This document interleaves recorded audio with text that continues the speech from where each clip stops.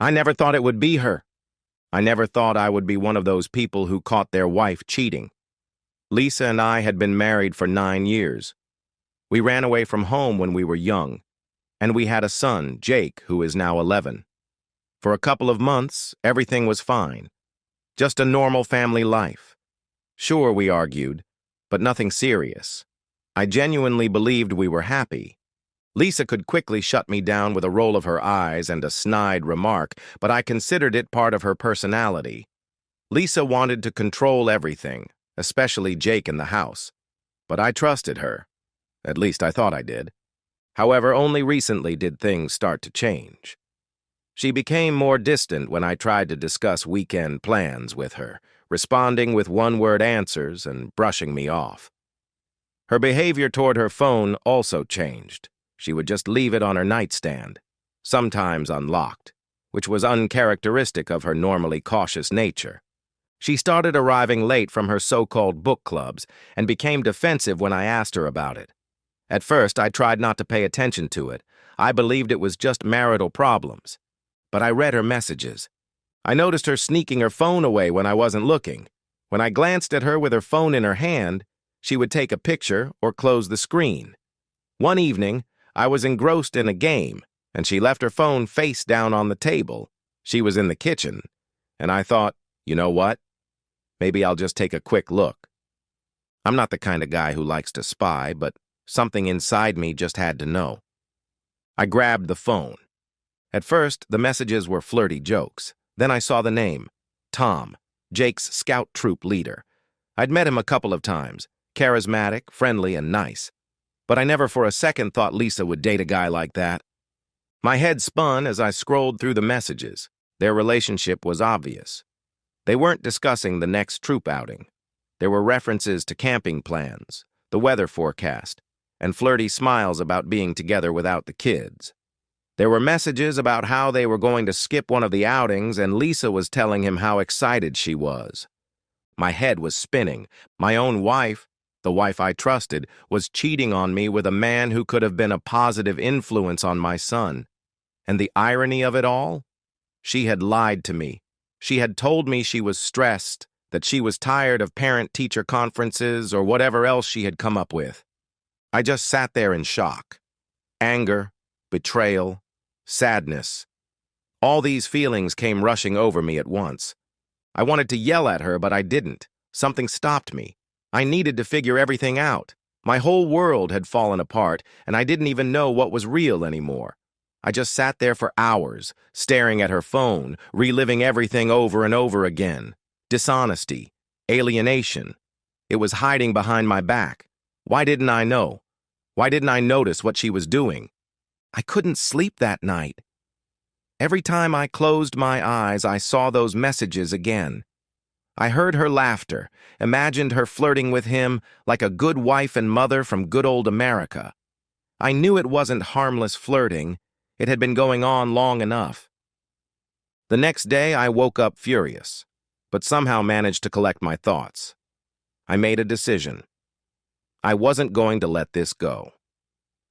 Lisa took the day off and made coffee, pretending everything was fine. I walked into the kitchen and said, "Lisa, I need to talk to you. Sit down." She looked up and smiled her typical smirk. "What's the matter?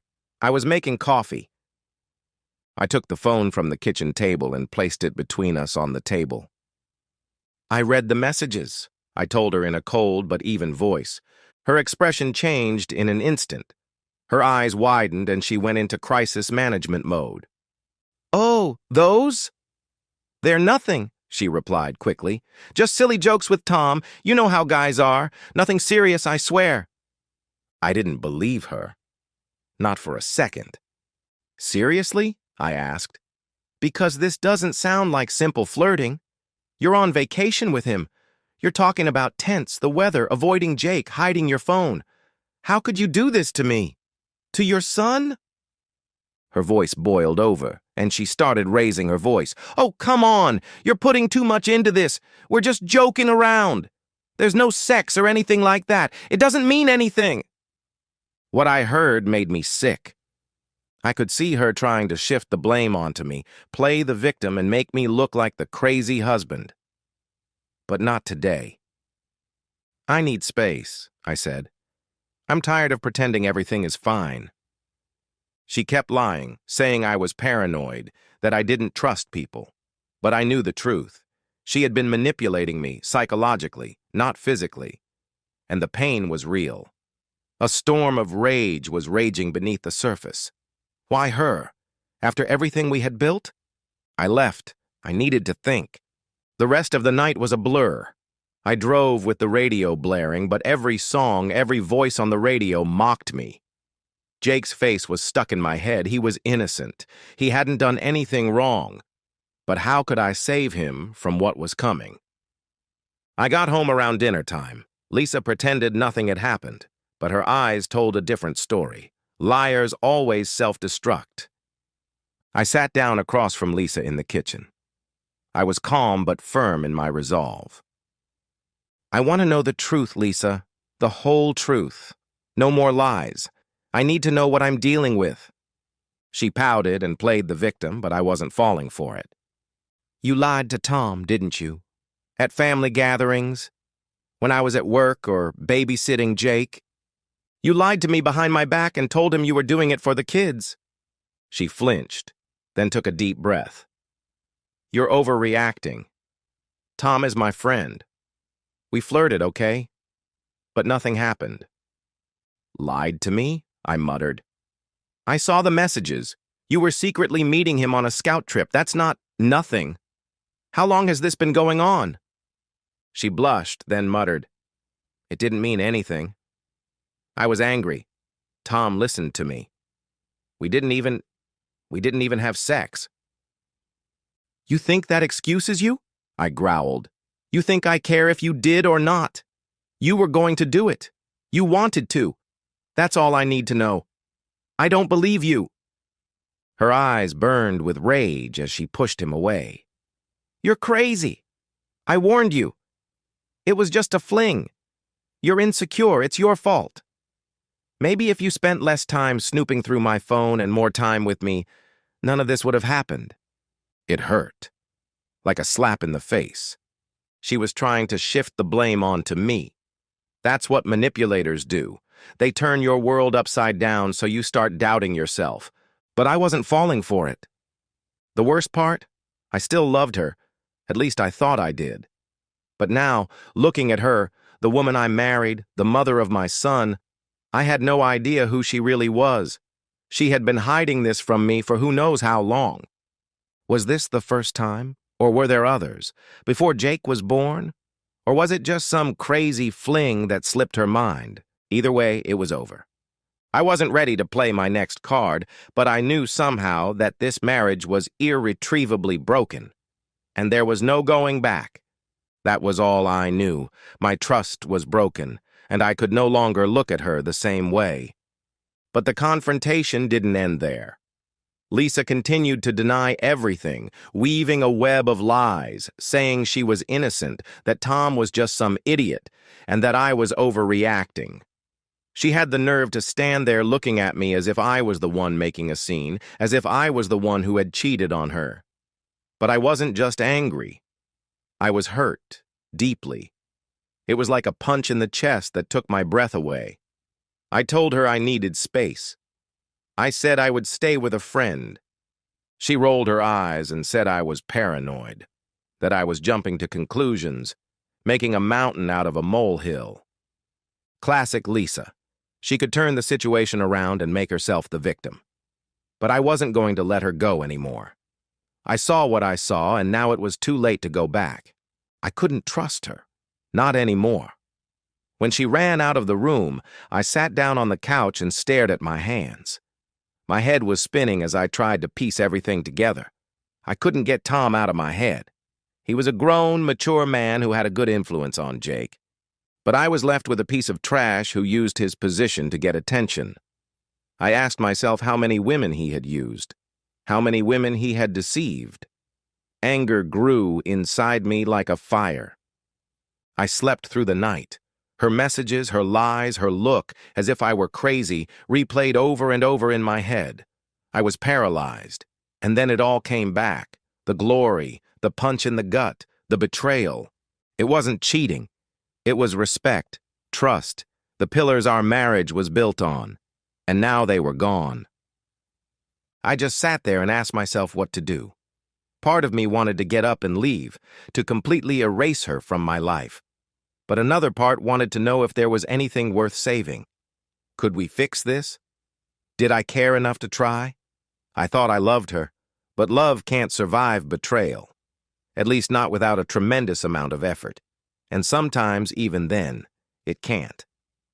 One thing I was sure of. I had to take care of Jake. He didn't need to spend his childhood in this mess. I promised myself that no matter what happened between Lisa and me, I would take care of Jake. But I couldn't trust Lisa anymore. I gave her chance after chance, and she threw them all away because of some stupid flirtation. And Tom, how could a man I trusted so naively turn out to be such a liar? I couldn't sleep that night. I made a decision. I wasn't going to keep this to myself. When I calmed down, I would sit down and talk to her again. I needed hard facts. Deep down, I knew it was over. The woman I married was dead, and some stranger had taken her place. And now that I had lost her, I was filled with anguish and relief. The next few days passed in a fog, and I just went with the flow. I was with Mark, holding on for Jake's sake. Every time I looked at my boy, I was pierced by a burning guilt. Had I failed him? As a husband? As a guardian? I couldn't help reliving it all. The text messages, Lisa's rebellion, the betrayal. What hurt me most wasn't the infidelity itself. It was how much I had trusted her, how many clues I had ignored because I didn't want to believe what was really going on. Lisa kept calling and texting as if everything was normal, as if I would ever come back and fix what had been broken.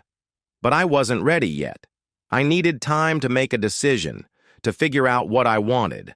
I wasn't going to do this out of anger, but one thing I knew for sure, I couldn't stay with her.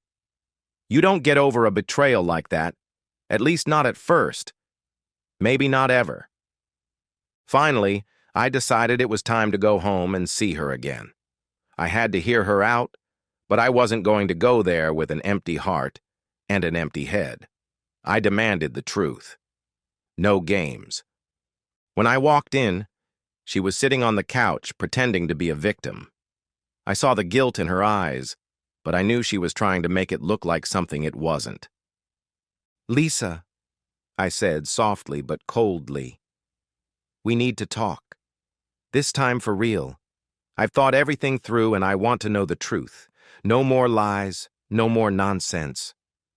She was annoyed but nodded, knowing she couldn't get away anymore. "I know about Tom," I told her bluntly. "I read the messages. All of them. About the trips, the plans, the lies. Let's get this straight. Were you flirting with him or sleeping with him?" She fell silent, then exclaimed, "You're making a mountain out of a molehill. You're turning this into a huge drama. I didn't do anything. It was just a stupid mistake, okay? A mistake in judgment. I didn't sleep with him. I just talked to him. He's Jake's scout leader. Nothing special." I looked at her in horror. "Nothing serious? You're sending him horrible messages behind my back, planning a vacation and lying to me, and you call that nothing serious? Come on, go on. Was it sex or just foreplay?" Her cheeks were burning bright red, but she just kept lying. "It's not like that. I never slept with him. I don't even want to see him anymore. I don't know. I was bored. I was disappointed. It didn't mean anything, I swear." My blood was boiling. "You want me to believe that after everything I've been through? You lied to me several times. You've probably been thinking about cheating for months. And now you're trying to make me look crazy?" She threw her hands up. "You're jealous. You're paranoid. Maybe if you paid a little more attention to me, I wouldn't have had to look for it somewhere else. Maybe I'm not entirely to blame." That was it. I looked at her, guarded, dishonest, and realized I couldn't trust her. Nothing mattered. Everything she had ever said, Everything we had built. Nothing mattered. I was devastated, but also certain. I couldn't stay in this marriage. Not like this.